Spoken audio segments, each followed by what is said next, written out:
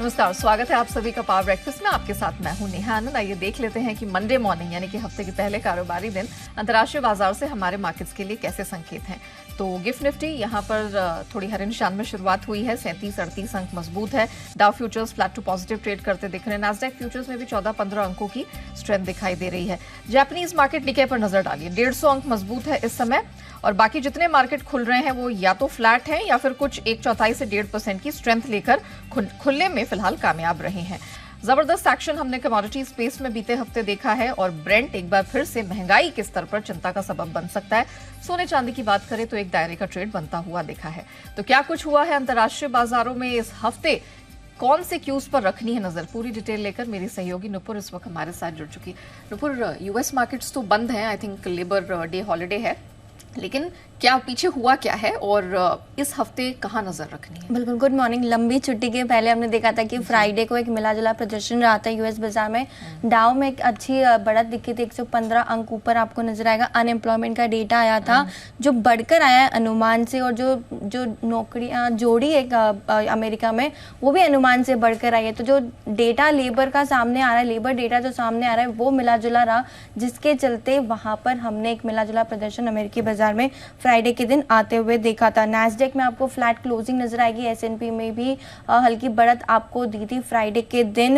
एक हफ्ते का अगर हम एक पूरे बीते हफ्ते की बात करें तो हालांकि अगस्त के महीने में हमने कमजोरी भी देखी है यूएस बाजार में, लेकिन बीते हफ्ते डाउ करीबन 1-1.25% आपको ऊपर दिखेगा। एसएनपी में भी 2% की बढ़त नजर आई थी।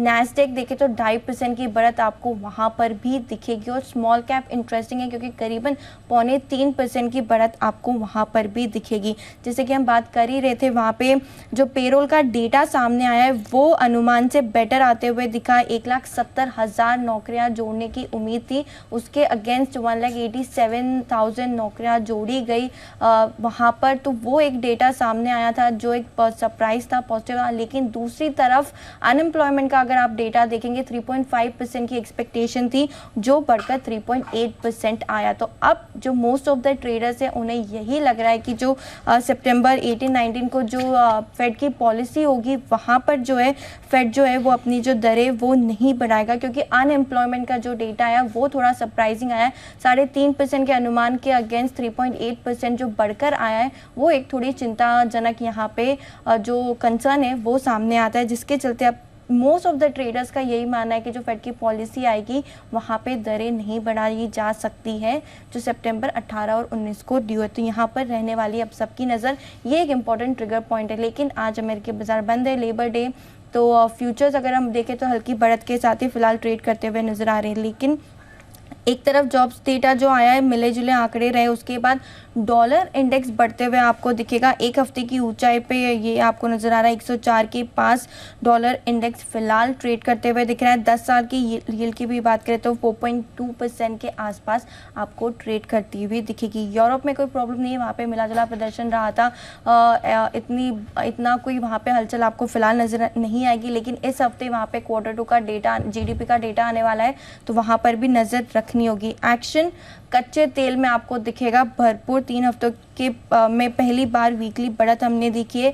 फ्राइडे के दिन $89 के आसपास ट्रेड करते हुए नजर आ रहा था। इनफैक्ट जो सप्लाई कमज़ोर सप्लाई की जो एक्सपेक्टेशन है उसके चलते 7 महीने की ऊंचाई पे आपको कच्चा तेल भी नजर आएगा।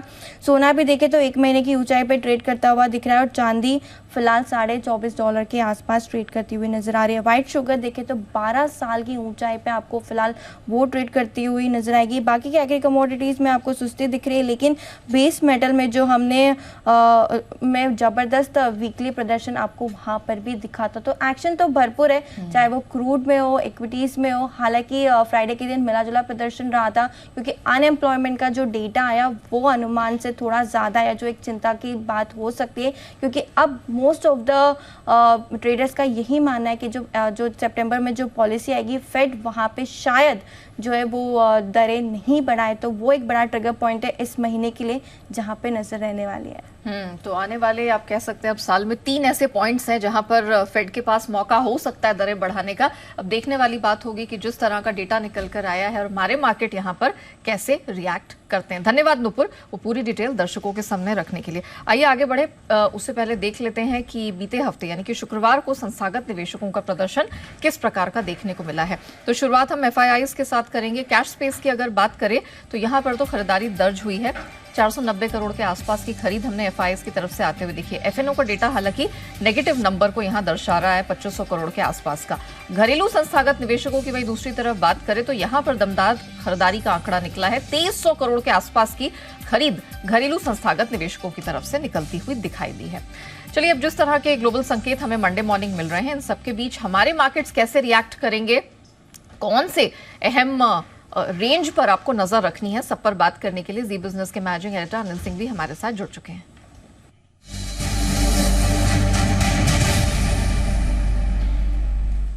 सर मॉर्निंग, अभी तो हम मॉर्निंग में जो डेटा देख रहे हैं वो ठीक ठाक निकल कर आए हैं। यूएस मार्केट्स बंद हैं, उनके जॉब्स डेटा आ गए हैं और अब एक कच्चा तेल है जो अब 90 की तरफ बढ़ रहा है। सर हमें आज कैसे ट्रेड करना है निफ्टी बैंक निफ्टी में?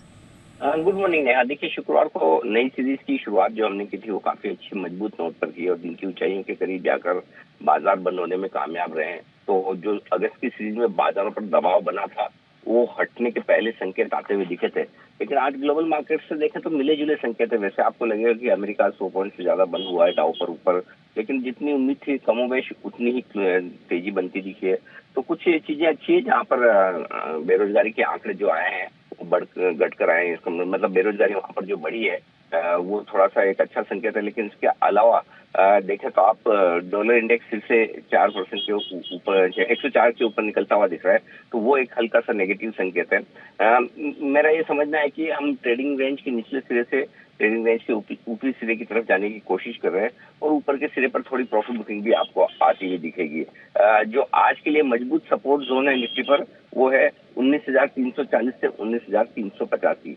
ये है वो रेंज जो सपोर्ट का काम करेगी और ऊपरी स्तरों पर 19,475 से 19,575 ये वो रेंज है जहां पर आपको आने पर प्रॉफिट बुकिंग भी करनी चाहिए। बैंक निफ्टी का जहां तक सवाल है 44,500 के आसपास हम बंद हुए, थोड़ा सा नीचे है। जो सपोर्ट रेंज है इमीडिएटली वो 44,150 से 44,250 की रहेगी आज के लिए और ऊपरी स्तरों पर 44,625 से 44,775 ये वो रेंज है जो आपके लिए रुकावट का काम करेगी। तो मेरा ये समझना है कि सुस्त शुरुआत होगी और सुस्त शुरुआत के बाद बाजार अगर मजबूती से आगे की तरफ बढ़ते हैं, ऊपर की तरफ बढ़ते हैं, तो वहां पर हल्की फुल्की प्रॉफिट बुकिंग करके फिर से डिप का इंतजार करें। या सुस्त शुरुआत के बाद अगर पहले थोड़ी प्रॉफिट बुकिंग आती है, नीचे मिलते हैं, तो सपोर्ट लेवल पर खरीदा जा सकता है। तो रेंज बाउंड ट्रेड इंडेक्स में रहेगा और मिड कैप स्मॉल कैप शेयरों की जो आउट परफॉर्मेंस है, जो अच्छा प्रदर्शन है दिग्गजों के मुकाबले में, मुझे लगता है वो आज भी जारी रहेगा और वहां पर आपको फोकस करना चाहिए। जी, वैलिड पॉइंट सर, धन्यवाद हमारे दर्शकों को बताने के लिए कि एग्जैक्टली आज क्या उम्मीद करके चले और करना क्या है। तो रेंज बाउंड ट्रेड के लिए रहिएगा तैयार। सर ने क्लियरली कहा है कि अगर थोड़े गैप से खुलने के बाद हम यहाँ ऊपर जाते हैं, थोड़ी अपर रेंज टेस्ट करते हैं, तो आपको डेफिनेटली प्रॉफिट बुक करना चाहिए और लोअर बैंड पर आप कुछ खरीदारी कर सकते हैं, लेकिन रेंज प्ले क्लियरली दिखेगा। निफ्टी 19,340 से 385 ये आपके लिए आज सहारा देने वाली बैंड होगी और ऊपर ये रुकावट झेलेगा 19,475 से 575 के बीच में। बैंक निफ्टी पर आइए 44,150 से 250, ये आपके लिए आज सपोर्ट रेंज का काम करेगा और जो अपर बैंड है वो 44,625 से 775 तक स्ट्रेच होती हुई दिख रही है। आइए अब जान लेते हैं कि खबरों के दम पर किन स्टॉक सेक्टर्स में एक्शन दिख सकता है। अरमान पूरी डिटेल लेकर हमारे साथ जुड़ चुके हैं। अरमान, मॉर्निंग, महत्वपूर्ण ट्रिगर्स कौन से हैं और खबरों के दम पर भी एक्शन है? बिल्कुल, गुड मॉर्निंग। ट्रिगर्स की अगर आप स्पेसिफिकली बात करें तो यहाँ पर जियो फाइनेंशियल सर्विसेज जो ट्रांसफर होगा ट्रेड फ्रॉम ट्रेड से रूलिंग सेगमेंट में। नज़ारा टेक्नोलॉजी, यहाँ पर बोर्ड बैठक में पूंजी जुटाने पर विचार किया जाएगा। HP एडेसिव बोर्ड मीटिंग है, यहाँ पर स्टॉक स्प्लिट को कंसिडर करने के लिए। IPO अपडेट्स के हिसाब से ऋषभ इंस्ट्रूमेंट जिनका IPO अगर आप देखें बंद होता हुआ दिखा है, ओवरऑल सब्सक्रिप्शन अगर आप देखेंगे लगभग 31.7 टाइम्स जो है बढ़ता हुआ दिखा है। QIB का हिस्सा लगभग 72 से भी ज़्यादा गुना जो है होता हुआ दिखा है। रिटेल का हिस्सा लगभग 8.4 और NII का हिस्सा अगर आप देखेंगे 31.3 टाइम्स आता हुआ दिखा है। रत्नवीर प्रिसिशन इंजीनियरिंग, इनका IPO आज से 6 सितंबर तक खुला रहेगा। प्राइस बैंड 93 से 98 का है। इशू साइज अगर आप देखें 165 करोड़ का है, जिसमें से अगर आप फ्रेश इशू की बात करें तो वो 135 करोड़ का है। और कंपनी ने एंकर बुक के जरिए 49.5 करोड़ रुपए जो है वो जुटाए हैं, जिसमें आप कोएस ग्लोबल, लीडिंग लाइट, सेंट कैंपेन, ऐसे कुछ नाम है जो आपको वहाँ पर आते हुए दिखेंगे। अगस्त का ऑटो सेल्स के नंबर्स हैं, जिसमें आयशर मोटर की अगर आप बात करें तो रॉयल एनफील्ड के लगभग 11% वहाँ पर आपको जो है बढ़ोतरी आती हुई दिखी है, जो अनुमान से बेहतर आती हुई दिखी है। हीरो मोटोकॉर्प यहाँ पर भी अनुमान से बेहतर जो है नंबर आए हैं। टू व्हीलर के लगभग 6% के आसपास आपको जो है ग्रोथ आती हुई दिखी है। प्रोडक्शन नंबर्स की बात करें तो मारुति सुजुकी यहाँ पर अगस्त का अपडेट आया है। अगर आप कुल पीवी और एलसीवी का उत्पादन अगर आप देखेंगे तो वो लगभग 3.7% बढ़कर आता हुआ दिखा है। वह पैसेंजर व्हीकल की अगर आप उत्पादन की स्पेसिफिकली अगर आप बात करें तो वहाँ पर लगभग 7.4% के आसपास की आपको गिरावट आती हुई दिखेगी। मोइल यहाँ पर भी अगस्त का अपडेट है। प्रोडक्शन में लगभग 53% के आसपास की आपको बढ़ोतरी दिखेगी। 1.23 लाख टन जो है मैग्नीज और का उत्पादन किया गया है। कोल इंडिया यहाँ पर भी अपडेट है। कंपनी ने लगभग जो अगर आप देखें एमटीएस कोल प्रोड्यूस जो किया है वो लगभग 13% के आसपास आपको वाई बढ़त दिखेगी। और कुल कंज्यूमिंग सेक्टर्स की सप्लाई में अगर आप देखेंगे वहाँ पर भी 15% के आसपास की बढ़त है। खबरों में ONGC, Oil India, Reliance Industries, MRPL, OMCs, इन सभी पर आपको फोकस रखना है, क्योंकि सरकार का डीजल पर अतिरिक्त ड्यूटी बढ़ाने का फैसला आता हुआ दिखा है। डीजल पर अतिरिक्त ड्यूटी जो है वो 5.5 प्रति लीटर से बढ़ाकर 6 प्रति लीटर कर दी है। और क्रूड पेट्रोलियम पर अगर आप बात करें तो विंडफॉल टैक्स में कटौती करते हुए दिखे हैं। जो 7,100 प्रति टन था उसे घटाकर 6,700 प्रति टन जो है वो कर दिया गया है। इंडिगो स्पाइस जेट यहाँ पर भी फोकस रखना है, क्योंकि सरकार ने एटीएफ पर अतिरिक्त ड्यूटी में बढ़ोतरी की है। अतिरिक्त ड्यूटी 2 रुपये प्रति लीटर से बढ़ाकर 4 रुपये प्रति लीटर जो है वो कर दी गई है। कोटक महिंद्रा बैंक यहाँ पर जो एमडी और सीईओ के पद से उदय कोटक साहब जो है वो इस्तीफा दिया है, और उदय कोटक अब जो है वो बैंक के नॉन एग्जीक्यूटिव डायरेक्टर रहेंगे। ये अपडेट पहले भी था, पर अब अगर आप देखें अब ये दीपक गुप्ता अंतरिम एमडी और सीईओ पद संभालेंगे। रेल विकास निगम यहाँ पर अगर आप देखें कंपनी को मध्य गुजरात से कंपनी को ऑर्डर मिलता हुआ दिखा है। लगभग 322 करोड़ के आसपास का ऑर्डर मिला है। महाराष्ट्र सीमलेस यहाँ पर भी कंपनी को ऑयल इंडिया और आईओसीएल से लगभग 160 करोड़ के आसपास का ऑर्डर मिलता हुआ दिखा है। पीजी इलेक्ट्रोप्लास्ट यहाँ पर कंपनी के क्यूआईपी से 1560 रुपये प्रति शेयर के भाव पर जो है 500 करोड़ जुटाए हैं। बल्ड डील के हिसाब से बात करें आईडीएफसी फर्स्ट बैंक, जिसमें पब्लिक शेयर होल्डर क्लोवरडेल इन्वेस्टमेंट, उन्होंने लगभग 27.8 करोड़ के आसपास शेयर्स बेचे हैं। बायर्स में आपको गोल्डमैन सैक्स दिखेंगे, जीक्यूजी पार्टनर्स दिखेंगे। 5 स्टार बिजनेस यहाँ पर प्रमोटर्स, पब्लिक शेयर होल्डर्स दोनों ने अगर आप देखें यहाँ पर हिस्सेदारी बेचते हुए दिखे हैं। उसमें बायर्स की अगर आप बात करें तो एचडीएफसी म्यूचुअल फंड जो है वो खरीदते हुए दिखे हैं। और अंत में मंगलक सीमेंट की बात करें तो वहाँ पर पब्लिक शेयर होल्डर में कजल सिंथेटिक्स जो है वो लगभग 2.8 लाख शेयर्स बेचते हुए दिखे हैं। और प्रमोटर ग्रुप की नंबरा ट्रेडिंग जो है वो वहां पर 2.5 लाख शेयर्स जो है वो खरीदते हुए दिखे।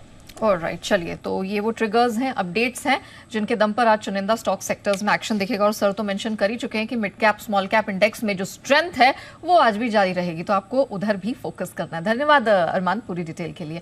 आइए अब एक्सपर्ट्स की क्या राय बन रही है वो भी जान लेते हैं। सेंट्रम ब्रोकिंग के नीलेश जैन हमारे साथ जुड़ चुके हैं। नीलेश जी, अच्छा खासा सेशन हमने शुक्रवार को देखा था। फार्मा हेल्थ केयर को छोड़कर सभी सेक्टोरल इंडाइसेस में हरियाली थी।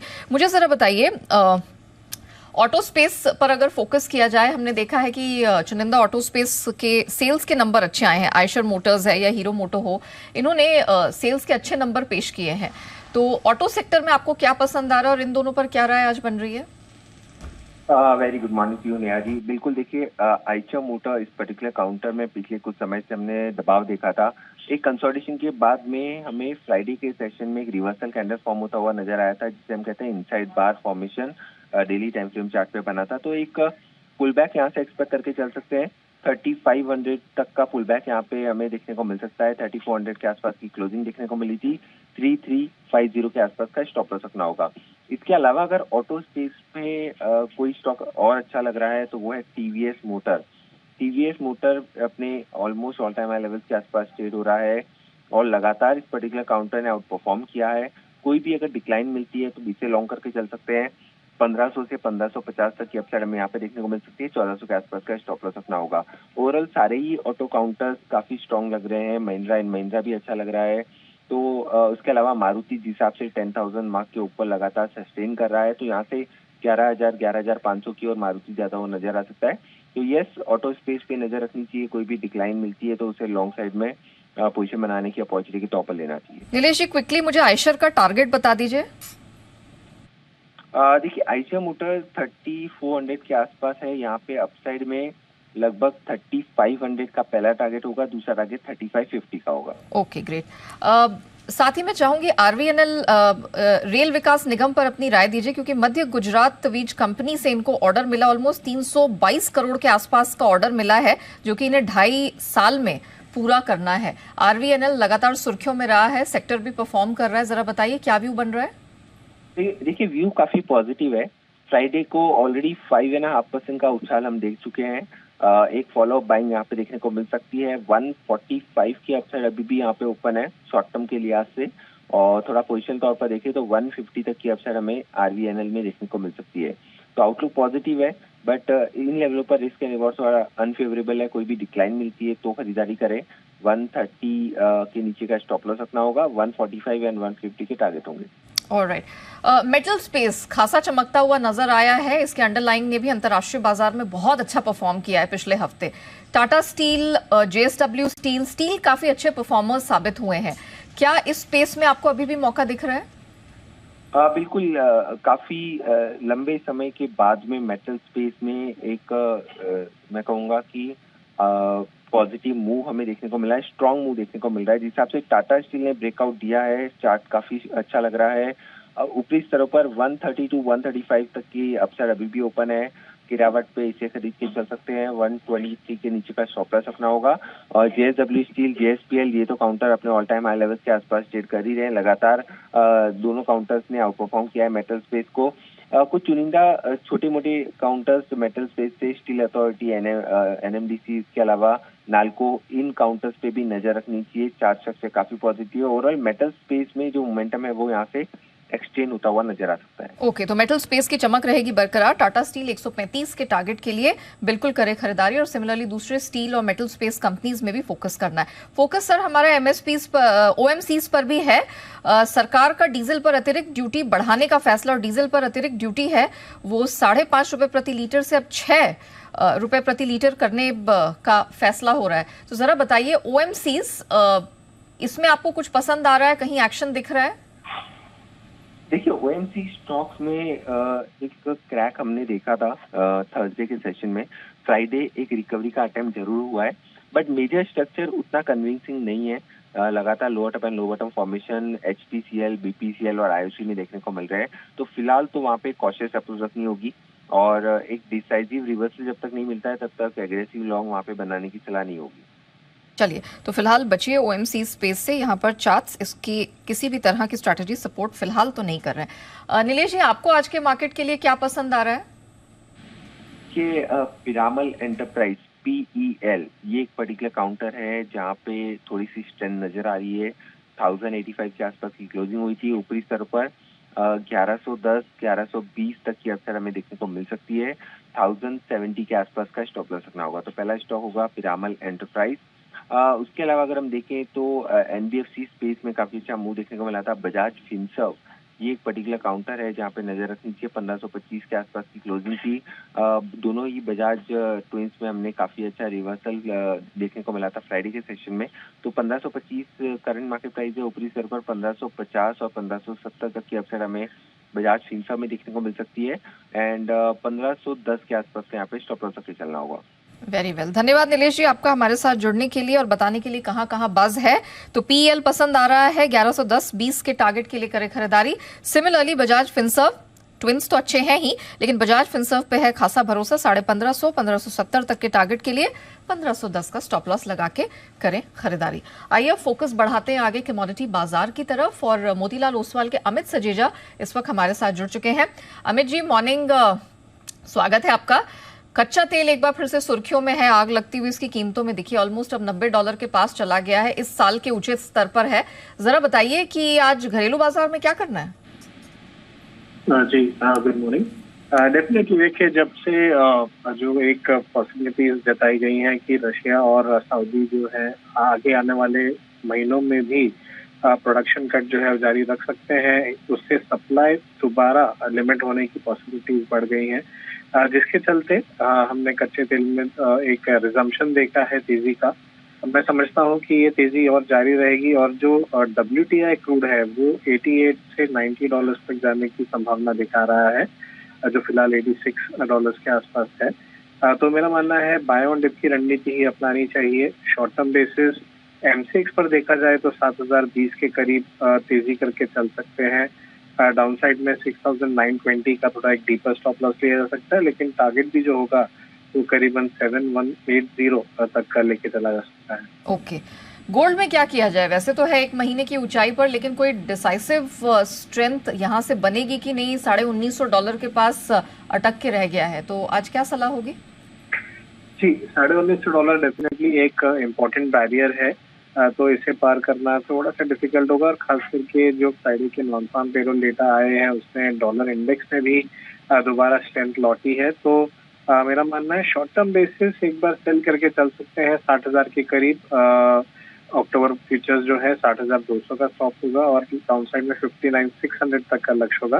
हालांकि ये प्योरली शॉर्ट टर्म एक स्ट्रेटजी है, क्योंकि ओवरऑल ऐसा मेरा मानना है कि डाउनसाइड जो होगा वो गोल्ड में वो लिमिटेड ही होगा। बिल्कुल। मेटल्स में कुछ पसंद आ रहा है आपको?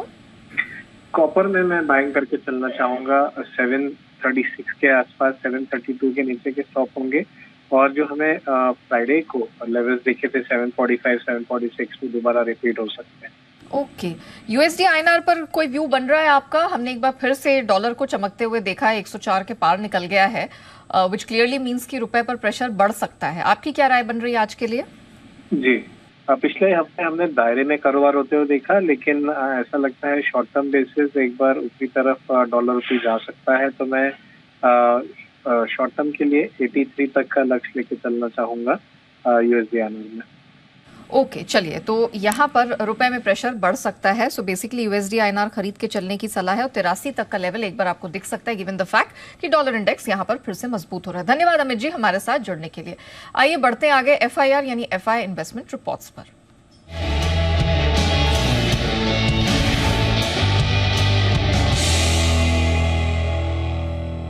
तो विदेशी ब्रोकरेजेस की किन स्टॉक्स पर है नजर, पूरी डिटेल अरमान के पास है। अरमान, बताइए। जी बिल्कुल, कई सारी रिपोर्ट्स आती हुई दिखी है, जिसमें सबसे पहले अगर आप बात करें तो मॉर्गन स्टैनली की कोटक महिंद्रा बैंक पर रिपोर्ट है। मेंटेन कर रहे हैं इक्वल वेट को, टारगेट रख रहे हैं 2250 का।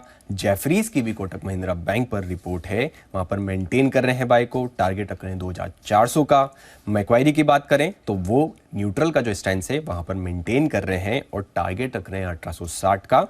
और नोमुरा भी अंत में अगर आप बात करें, यहाँ पर अगर नोमुरा कोटक महिंद्रा बैंक के स्पेसिफिकली अगर आप बात करें, मेंटेन कर रहे हैं न्यूट्रल का स्टैंड को, टारगेट जो है वो बढ़ा रहे हैं 2080 से बढ़ाकर 2110 का कर रहे हैं। नोमुरा की अगर आप बात करें इंडसइंड बैंक पर, मेंटेन कर रहे हैं बाय को, टारगेट जो है वो बढ़ा रहे हैं, थोड़ा सा ही बढ़ा रहे हैं, 1700 से बढ़ाकर 1715 का कर रहे हैं, पर अगर हम मौजूदा भाव देखेंगे फिर भी 1417 का है। नोमुरा की ICICI बैंक पर रिपोर्ट है, मेंटेन कर रहे हैं बाय को, टारगेट वो यहां पर बढ़ा रहे हैं 1190 से बढ़ाकर 1211 का कर रहे हैं, मौजूदा भाव अगर आप देखेंगे 970 का है। और अंत में बर्नस्टीन की बात करें, जहां पर मारुति सुजुकी पर उनकी रिपोर्ट है, मेंटेन कर रहे हैं आउट परफॉर्म को और टारगेट जो है वो बढ़ा रहे हैं 10,800 का जो टारगेट था उसको बढ़ाकर 11,750 का टारगेट। तो मारुति सुजुकी पर तो फोकस रहने वाला ही है सेल्स नंबर के बाद, लेकिन बैंकिंग स्पेस है वो आज खासा सुर्खियों में रहेगा। धन्यवाद अरमान पूरी डिटेल्स के लिए। L&T को अंतर्राष्ट्रीय बाजार से जल्द 25,000 करोड़ का सिंगल ऑर्डर मिलेगा। ये जानकारी L&T चेयरमैन AM नायक ने जी बिजनेस से एक्सक्लूसिव बातचीत में कही है। आइए आपको भी इस इंटरव्यू का अंश सुनाते हैं। 10, 20, 30 years will be on the base of IT and engineering service we have done, and unlike other companies, simultaneously we have the very, very high-tech hardware. Whether it is Chandrayaan, whether it is EPC, I mean, the biggest job we have now got is 26,000 for bullet train, 26,000, exactly. Right? And you will hear that in future, we'll get from abroad now 25,000 crore, single order. और इसी के साथ power breakfast में इतना ही, मुझे दीजिए इजाजत, लेकिन बने रहिएगा जी बिजनेस के साथ।